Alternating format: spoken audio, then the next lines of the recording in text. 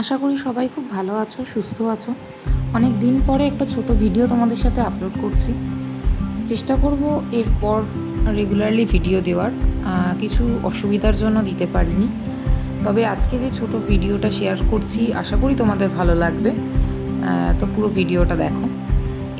এই দিনটা হচ্ছে দুর্গাপুজোর বরণের। আমার মামার বাড়িতে যে পুজোটা হয় সেখানেই আমি প্রত্যেক বছর বরণ করি, এবং ঠাকুরকে বিসর্জন দেওয়ার দিন সেটারও একটা রীতি আছে বাড়ির পুজোর।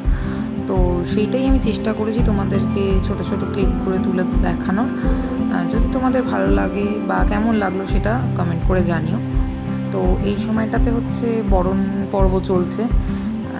সেদিন প্রচণ্ড বৃষ্টি হচ্ছিল এই বছর দুর্গাপুজো, সবাই জানো। যেদিন বসিরহাটে অ্যাকচুয়ালি দ্বিতীয় নবমী ছিল, কিন্তু বাড়ির পুজোয় তো সেই দিন বিসর্জন হয়েই যায়। এখানে দশমী দ্বিতীয় দিন পালন হলেও একাদশীর দিন দশমী পালন হয়েছিল, বাট বাড়ির পুজোর ক্ষেত্রে তো সেটা নয়। দশমী যেদিন ছিল সেদিনই পালন হয়েছে। তো সেই দিনই আমরা সবাই মিলে সিঁদুর খেলা বা বরণ বা মায়ের বিসর্জন পুরোটাই হয়েছিল। তো ওই টাইমটাতে, যেই টাইমটাতে বিসর্জন হবে বা আমরা বরণ করছি, সকাল টাইমে প্রচণ্ড বৃষ্টি শুরু হয়েছিল। এই দেখতেই পাচ্ছ এখানে মাকে রাখা হয়েছে, পুরো ভিজতে ভিজতে সবাই আমরা গেছি পুরো রাস্তাটা প্রত্যেকে। আর তোমাদেরকে যে নিয়মটা বলছিলাম, আমাদের আগে বাড়িতে এইভাবে মাকে কাঁধে করে যেভাবে দেখছো নিয়ে যাওয়া হয়, বাড়ির ছেলেরা বা জামাইরা যারা যারা থাকে প্রত্যেকেই চেষ্টা করে এইভাবে কাঁধে করে নদী অবধি নিয়ে যাওয়া হতো। এখন সেটা হয় না আর কি, সবাই পারে না বা অনেক লোক কম হয়ে গেছে বলে এখন কাছাকাছি একটা জায়গায় বিসর্জন দেওয়া হয়। তো আমরা সবাই মিলে সেখানেই যাচ্ছিলাম বিসর্জনের জন্য। শুভ্র আছে, দেখতেই পাচ্ছ, আর ফ্যামিলির প্রত্যেকে। কিন্তু এত বৃষ্টি হচ্ছে, বুঝতেই পারছো, মাঝে মাঝে বৃষ্টিটা বাড়ছে আর কমছে। তার মধ্যেও সেইভাবেই গেছি।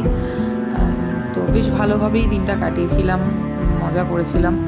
আর তোমরা দেখতে থাকো, তোমাদের যদি ভালো লাগে তাহলে জানিও। এই বৃষ্টির জন্যই আসতে একটু লেট হয়ে গেছিলো বলে পুরো বরণটার আমি ভিডিও করতে পারিনি, বা আমিও পুরো বরণে থাকতে পারিনি, শুধু সিঁদুরদান করেছিলাম।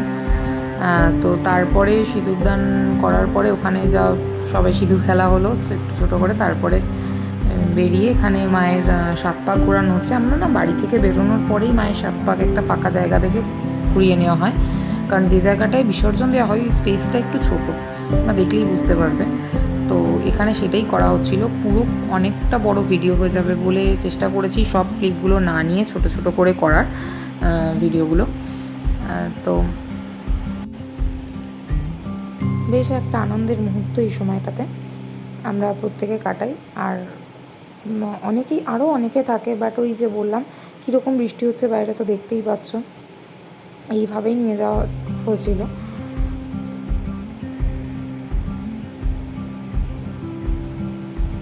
এখানটাতে এবার আস্তে আস্তে মায়ের বিসর্জনের প্রস্তুতি চলছে।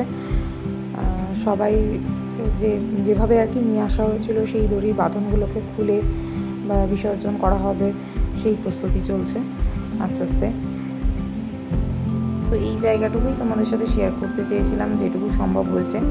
বৃষ্টির জন্য খুব ভালোভাবে ভিডিও ক্লিপও নিতে পারিনি। যদি তোমাদের ভালো লেগে থাকে এই দিনটা, আমরা খুব ভালোভাবে এনজয় করেছিলাম সবাই একসাথে এরকমভাবে।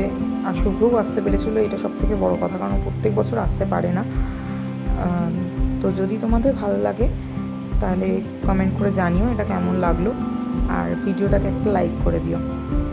আর যদি এরকম ভিডিও আরও দেখতে চাও তাহলে চ্যানেলটাকে প্লিজ সাবস্ক্রাইব করো। সবাই ভালো থেকো, সুস্থ থেকো। আবার পরের একটি ভিডিওতে দেখা হবে।